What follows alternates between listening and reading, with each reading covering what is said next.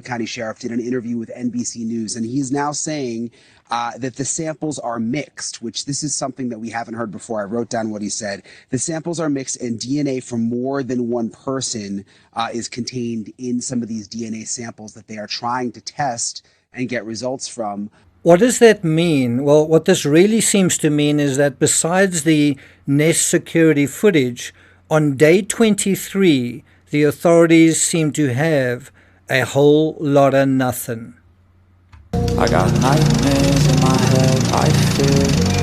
Thoughts build up until I can't feel. My mind fills up into a creature, and it haunts me somewhere much deeper. I got nightmares in my head, I fear.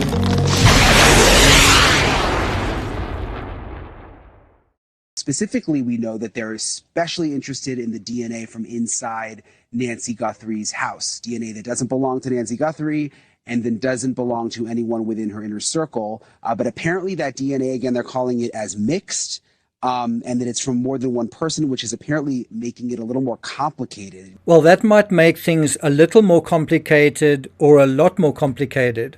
According to News Nation, DNA pulled from Nancy Guthrie's Tucson, Arizona home is mixed, meaning that samples have genetic material from more than one person, according to a report published Saturday. Now, what that also means is we're likely dealing with very reduced samples. It's not one single standalone good sample. It's samples that are enmeshed in one another, which might mean that there's not really much of a sample to work with. Back to News Nation, because of the intermingling, investigators are expected to have a more difficult time running the DNA through national databases to identify potential suspects. And of course, we know that it's more than a week, is it 2 weeks later, that they still haven't gotten a DNA bingo. That's really bad news. If they don't have a bingo by now, the chance of them, every day that goes by where they don't get a DNA bingo, the odds goes up that you're not going to get a bingo at all. Our lab tells us that there's challenges with it, said Nanos, referring to the private facility in Florida that his office is using in the case. Now, look at the word that he chooses there. Our lab tells us that there's challenges. Well, I think to be more honest about and to be more accurate, there are problems with these DNA samples. Lab officials, the sheriff added, have said the setback could be resolved quickly through new advances in technology or take as long as a year to sort out. Now, where have we heard that before?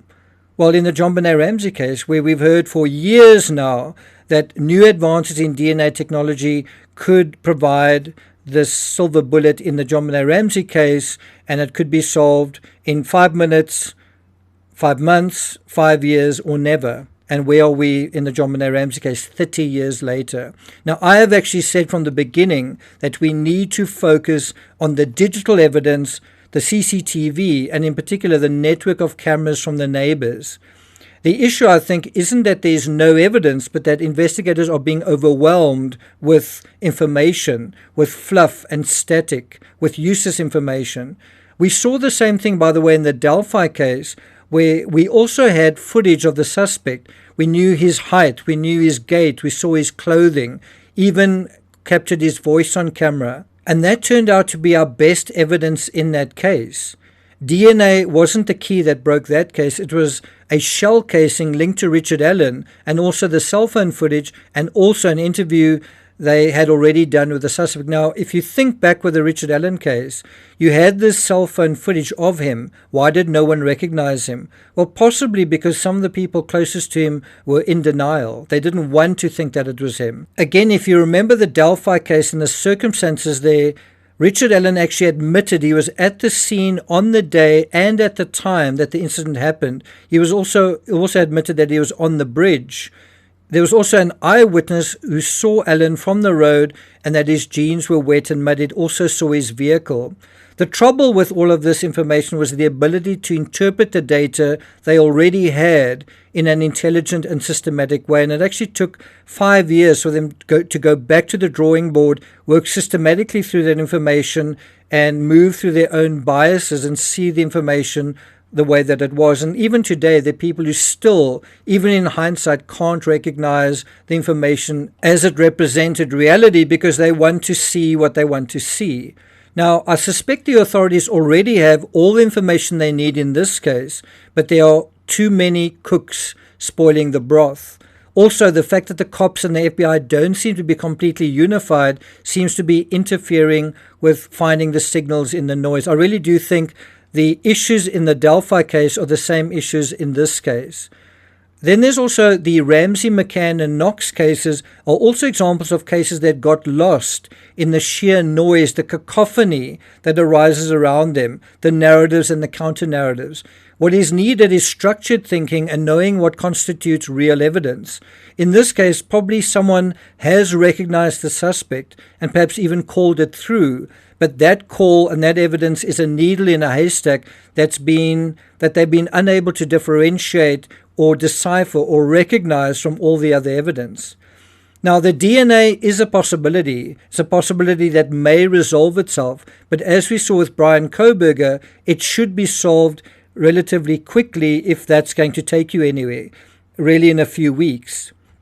The longer it takes, the less actionable the evidence is, and it is now going on to 4 weeks. Or they may never find a DNA bingo, just as DNA failed to provide, this is important, DNA failed to provide closure in the Madeleine McCann case. DNA failed to provide closure in the John Benet Ramsey case. DNA failed to provide closure in the Amanda Knox case. By the way, all three of those cases became DNA cases. In other words, they became reductionist. They became oversimplified. All the complexity of the cases came down to DNA, and all three of those cases are in a certain sense unresolved. Even the Amanda Knox case, because in that case, a judge found there was more than one perpetrator, more than one knife, and then you had incomplete or contaminated DNA. Insufficient evidence isn't the same as no evidence.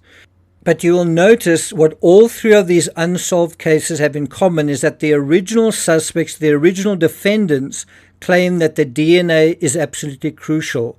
Was the DNA absolutely crucial in the Richard Allen case? Well, because the DNA has been so compromised in those cases, it can't be used to prove or disprove anything, which certainly suits their case. Now, I generally tend to rate News Nation's coverage quite highly, especially when they make use of Brian Enton's coverage. But what's with the insertion of John Ramsey and Amanda Knox as supposed experts on these cases? I mean, it suggests that News Nation are rookies at worst and uninformed at best in the true crime genre. Just listen to this. In regard to that, the kidnapper left his calling card in the form of DNA in that house. They just need to find it. And so their forensic team needs to go in there and scour the house for unidentified DNA that can't be tied to someone who normally be in the house. It may take days. That is John Ramsey's expert opinion on what is going to solve this case. And do you think that that expertise is valid in this case? Has it been valid so far? Their worst nightmare is playing out in a very public way, and it's one that they have so little control of. Like, I think the thing that I am really empathizing with for them right now is their just deep helplessness. Like, they don't know where their mother is and if she's... What are you talking about, man? Amanda Knox says she's empathizing with the victim, but then she chuckles and smiles when she actually mentions Nancy Guthrie's missing. By the way, when Meredith Kircher was missing, did Amanda Knox tell anyone about it? Did Amanda Knox try and actually find Meredith Kircher? Did Amanda Knox alert the authorities? And the DNA narrative in the Amanda Knox case is something that is very misunderstood by a lot of people. But isn't it interesting, Amanda Knox empathizing with the victim chuckles and smiles when she mentions Nancy Guthrie missing. You know, when you have people who have previously been regarded as prime suspects by a jury, brought in to an active investigation, brought into the news to educate us on an active case, well, then I've got to ask the question, are we really lost or what? Well, then you are lost! What do you think? Well, I'm not going to take it further than that. Thank you for listening, and I'll see you guys next time.